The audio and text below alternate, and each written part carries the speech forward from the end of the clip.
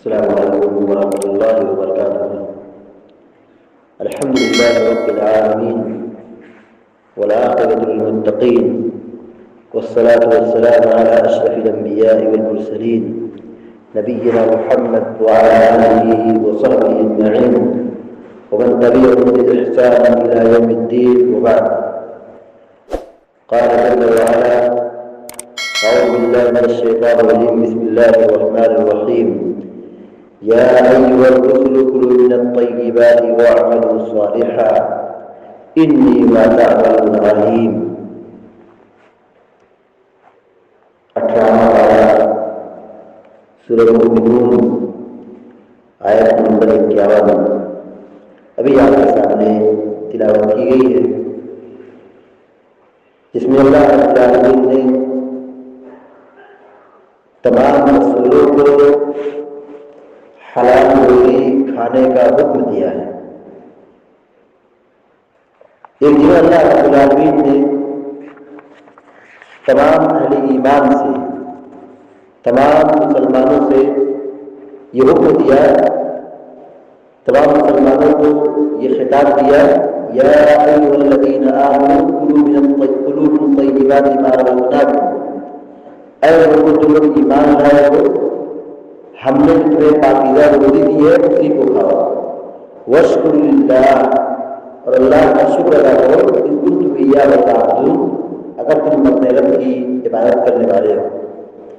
ایک جگہ اللہ تبارک و تعالیٰ نے پوری انسانیت کو، تمام انسانوں کو اس بات کا حکم دیا کہ وہ حلال کھائے۔ قرآن نے فرمایا، سورہ بقرہ کی آیت نمبر 168 ہے: یا ایھا الناس کلوا مما فی الارض حلالا طیبا، اے لوگوں تم لوگ حلال کھاؤ جو کچھ زمین کے اندر ہے، یعنی زمین سے جو پیدا ہو رہی ہے ہر حلال چیز کو کھاؤ، حلال روزی کا انتخاب کرو۔ ولا تتبعوا خطوات الشیاطین ولا تتبعوا خطوات الشیطان، شیطان کے نقش قدم پہ نہ چلو، شیطان کے راستے پہ نہ چلو، انہ لکم عدو مبین، کیونکہ یہ تمہارا بڑا دشمن ہے۔ ان تینوں آیتوں میں آپ دیکھیں، پہلی آیت جس میں اللہ رب العالمین نے رسولوں کو حکم دیا، دوسری آیت کی تلاوت کی گئی، اس میں اللہ تبارک و تعالیٰ نے اہل ایمان کو حکم دیا، تیسری آیت کی تلاوت کی گئی جس میں اللہ رب العالمین نے تمام عالم انسانیت کے لیے، تمام انسانوں کو جو حکم دیا کہ وہ حلال روزی کھائیں، حلال کمائیں، حلال روزی کا انتخاب کریں، حرام مال سے بچیں۔ یہ ایسا کیوں حکم دیا گیا ہے؟ دیکھیے، ہم اسلام کے ماننے والے ہیں، ہم مسلمان ہیں، ہمارے مذہب کی اور ہمارے اسلام کی یہ سب سے بڑی خوبصورتی یہ ہے کہ یہ ہر جگہ پاکیزگی چاہتا ہے۔ اسلام ہم سے ہر جگہ پاکیزگی چاہتا ہے، ہمارا تقویٰ بھی صاف ہو، ہمارا مکان بھی صاف ہو، ہماری جگہ بھی صاف ہو، ہمارا کھانا بھی صاف ہو، حلال ہو، حرام مال کی ملاوٹ میں نہ ہو، ناجائز طریقے سے نہ کمایا جائے، روزی حلال ہو، پاکیزہ ہو۔ یہ ہم اور آپ سے اور سارے انسانوں سے مطلوب ہے۔ اللہ رب العالمین نے بدر اسلام کے اندر ہر چیز کو پاکیزہ بنایا اور پاکیزہ رہنے کا مطلب بنایا گیا۔ اور سب سے بڑی بات تو یہ ہے کہ اگر ہم حلال روزی کھائیں گے تو ہماری عبادت قبول ہوگی، حلال روزی کمائیں گے، حلال کھائیں گے تو ہم کو نیکی کی توفیق ہوگی، نیکی کی توفیق ملے گی، نیکی کی سعادت حاصل ہوگی۔ ایک آدمی حرام مال کھاتا ہے، اس کو عبادت کی توفیق نہیں ملتی، اگر وہ عبادت کر بھی لیتا ہے تو عبادت سے وہ مزہ نہیں ملتا ہے، عبادت سے اس کو الرجی ہوتی ہے، گھبراہٹ ہوتی ہے، دل مطمئن نہیں ہوتا ہے، نماز میں خشوع و خضوع نہیں حاصل ہوتا ہے۔ حلال روزی کھائیں، عبادت کی توفیق ملی، عبادت میں مزہ آیا اور اللہ رب العالمین کی اہمیتیں قبول ہو۔ دیکھیے، اللہ تبارک و تعالیٰ نے حلال روزی کھانے کے بعد کیا حکم دیا؟ نیک کام۔ ہماری روزی اور ہماری کمائی کا ہمارے عمل میں بہت گہرا تعلق ہے۔ ہمارا عمل اسی وقت عمل صالح ہوگا، ہماری عبادت اسی وقت قبول ہوگی جب ہمارا کھانا، ہماری روزی، ہمارا مال، ہماری کمائی حلال ہوگی، پاکیزہ ہوگی۔ اللہ رب العالمین نے کیا کہا؟ یا ایھا الرسول کلوا من الطیبات، یا ایھا الرسول کلوا من الطیبات، اے رسولو تم حلال کھاؤ، واعملوا صالحا، اور نیک کام کرو۔ دیکھیے کیا ربط ہے کہ اللہ تبارک و تعالیٰ حلال کھانے کا حکم دے رہا ہے، اس کے بعد عمل صالح کا حکم دے رہا ہے، نیک کام کا حکم دے رہا ہے۔ یعنی ہماری روزی کا، ہمارے عمل کا، ہماری نیکی کا بہت گہرا تعلق ہے۔ ہم جیسا کمائیں گے، جیسا کھائیں گے، ویسے ہی عمل کریں گے۔ ہم حلال کھائیں گے، حلال کام کریں گے، حلال جگہ پہ خرچ کریں گے، نیک کام کریں گے۔ ہم حرام راستے سے مال کمائیں گے، ہمارا عمل اچھا ہو ہی نہیں سکتا ہے، ہمارا عمل اچھا ہو ہی نہیں سکتا ہے، ہم کو نیکی کی توفیق مل ہی نہیں سکتی ہے، اور اگر مل بھی گئی تو عبادت کا وہ لطف نہیں ہوگا، وہ مزہ نہیں ہوگا، اور مزید یہ کہ اللہ تبارک و تعالیٰ ہماری نیکی کو قبول نہیں کرے گا، حرام مال کی وجہ سے ہماری عبادت قبول نہیں ہوگی۔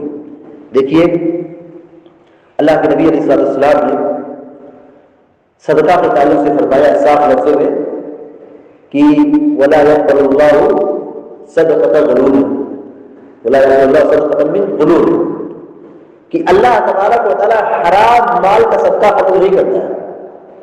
وَلَا يَقْبَلُ اللَّهُ صَدَقَةً مِّن غُلُولٍ، کہ اللہ تبارک و تعالیٰ کسی حرام مال کی وجہ سے آدمی صدقہ کر رہا ہو، وہ صدقہ قبول نہیں ہوگا۔ جامع ترمذی کی، سنن ترمذی کی یہ سب سے پہلی روایت ہے۔ امام ترمذی رحمۃ اللہ علیہ نے جو سب سے پہلی روایت ذکر کی ہے وہ یہی ہے، وَلَا يَقْبَلُ اللَّهُ صَدَقَةً مِّن غَلُولٍ، صدقۃ من غلول، یعنی جو حرام مال کے ذریعے سے آدمی اللہ کی راہ میں صدقہ کر رہا ہے، اللہ تبارک و صدقے کو قبول نہیں کرے گا۔ یہ سنن ترمذی کی سب سے پہلی روایت ہے کہ اللہ تبارک و تعالیٰ حرام مال کا صدقہ قبول نہیں کرتا ہے، زکوٰۃ قبول نہیں کرے گا، صدقہ قبول نہیں کرے گا، ڈونیشن اللہ تعالیٰ قبول نہیں کرے گا۔ اگر ہماری کمائی حلال روزی کی ہے تو ہم اس حلال مال کو اللہ کی راہ میں خرچ کرتے ہیں تو اللہ تعالیٰ اس کو بڑھاتا ہے۔ ایک کھجور کو اللہ تعالیٰ بڑھا کر کے کہاں تک پہنچاتا ہے؟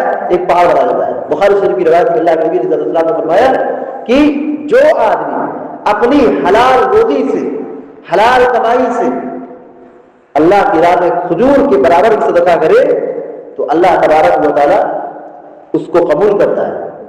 وَلَا يَقْبَلُ اللَّهُ إِلَّا الطَّيِّبَ، اللہ تعالیٰ کی خصوصیت یہ ہے کہ اللہ تعالیٰ پاک اور پاکی کو پسند کرتا ہے، پاک چیزوں کو قبول کرتا ہے، حلال مال کو قبول کرتا ہے۔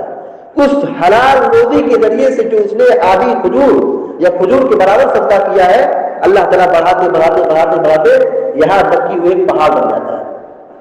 لیکن اگر آدمی اپنی حرام کمائی سے قارون کے خزانے کے برابر بھی خرچ کر دے، اللہ تعالیٰ اس کو قبول نہیں کرے گا۔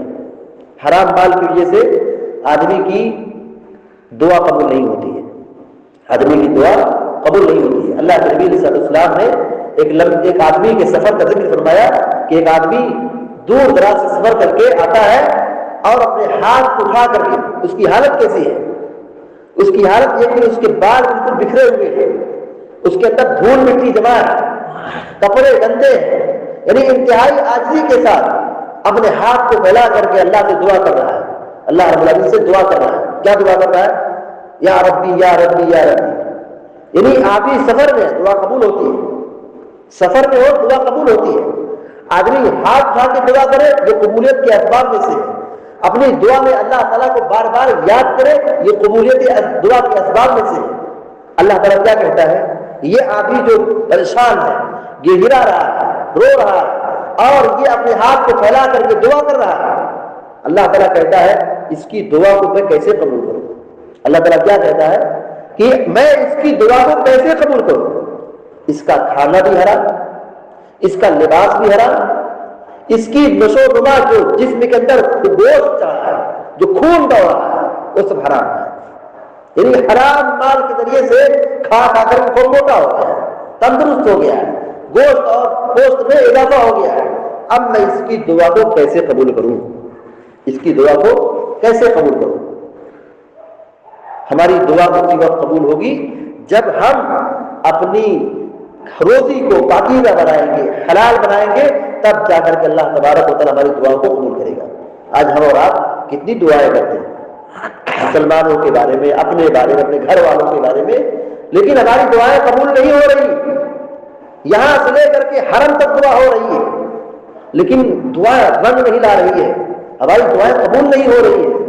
دعا کے قبول نہ ہونے کے اسباب میں سے ایک بہت بڑا سبب یہ ہے کہ ہماری کمائی 2 نمبر کی ہے، ہماری روزی حلال نہیں ہے، ہم جھوٹ بول کے کماتے ہیں، دھوکہ دے کے کماتے ہیں، خیانت کرتے ہیں، چوری کے ذریعے سے جھوٹ بول کر کے 2 نمبر کا کام کرتے ہیں، اور اللہ اور اس کے رسول کی تعلیمات کے مطابق کاروبار نہیں کرتے ہیں۔ تو یہ ہماری روزی، ہمارا کاروبار جب اچھا نہیں ہوگا تو ہم کو نیک کام کرنے کی توفیق نہیں ملے گی، اور مزید یہ کہ اگر آدمی وہ عمل کر بھی رہا ہے تو وہ عبادت میں وہ مزہ نہیں ملے گا۔ اس لیے کہ اللہ تبارک و تعالیٰ نے روزی اور عمل کا بہت گہرا رشتہ قرار دیا ہے، یعنی آدمی جیسا کھائے گا، جیسا کمائے گا، اسی کمائی کے اعتبار سے آدمی کام کرے گا، اسی کمائی کے اعتبار سے آدمی کام کرے گا۔ اچھی کمائی ہے، اچھی روزی ہے، اچھا کام کرے گا، نیک کام کرے گا۔ کمائی اچھی نہیں ہے، کاروبار اچھا نہیں ہے، اس کی روزی حلال نہیں ہے، وہ اچھا کام نہیں کر سکتا ہے، وہ عمل صالح نہیں کر سکتا ہے، نیک کام نہیں کر سکتا ہے۔ اس لیے شریعت نے ہم سب کو اس بات کی تاکید کی ہے، ہم تمام مسلمانوں کو، تمام انسانوں کو، چاہے دنیا بسنے والے چاہے کسی بھی مذہب کے رہنے والے ہو، ہر انسان کو اللہ رب العالمین نے یہ پابند بنایا ہے کہ اس کی کمائی حلال ہونی چاہیے، اس کی روزی پاکیزہ ہونا چاہیے، تب جا کر کے انسان اس دنیا میں سرخرو ہوگا، کامیاب ہوگا۔ اور آدمی ہلاک و برباد ہو رہا ہے اسی وجہ سے کہ وہ آدمی اپنی روزی کو پاکیزہ نہیں بنا رہا ہے، اپنی کمائی کو حلال نہیں کر رہا ہے۔ اس حلال روزی کی وجہ سے آدمی کو شفا حاصل ہوتی ہے، اس حلال روزی کی وجہ سے آدمی کو عبادت کی توفیق ہوتی ہے، حلال کھانے کی وجہ سے اس کو نیکی میں مزہ آتا ہے، اس حلال روزی کی وجہ سے آدمی کو دنیا کے اندر امن و امان حاصل ہوتا ہے، سکون ملتا ہے، اور پھر اللہ تبارک و تعالیٰ حلال روزی کی وجہ سے انسان کو جہنم کی آگ سے بچائے گا۔ جو آدمی حرام کھاتا ہے، حرام پیتا ہے، حرام پہنتا ہے، حرام طریقے سے کاروبار کرتا ہے، اس آدمی کے لیے شریعت نے جہنم کی وعید سنائی ہے۔ یعنی حرام کمانے والے، حرام کھانے والے، سودی کاروبار کرنے والے، ان سب لوگوں پر اللہ کے نبی علیہ السلام لعنت بھیجی ہے، اور پھر ان لوگوں کا ٹھکانہ جہنم بتایا ہے۔ اس لیے ہم سب کی ذمہ داری بنتی ہے کہ ہم حلال روزی کھائیں اور حرام مالوں سے بچیں۔ اللہ رب العالمین سے دعا کرتے کہ اللہ تبارک و تعالیٰ ہم سب کو اور آپ سب کو اور سارے مسلمانوں کو کہنے اور سننے سے زیادہ عمل کرنے کی توفیق عطا فرمائے، حلال روزی کھانے اور حرام مال سے بچنے کی ہم سب کو توفیق عطا فرمائے، آمین یا رب العالمین۔ اقول قولی ھذا واستغفر اللہ لی ولکم لسائر المسلمین فاستغفروہ انہ هو الغفور الرحیم، وصلی اللہ علی نبینا محمد وعلی آلہ وصحبہ اجمعین۔ السلام علیکم ورحمۃ اللہ وبرکاتہ۔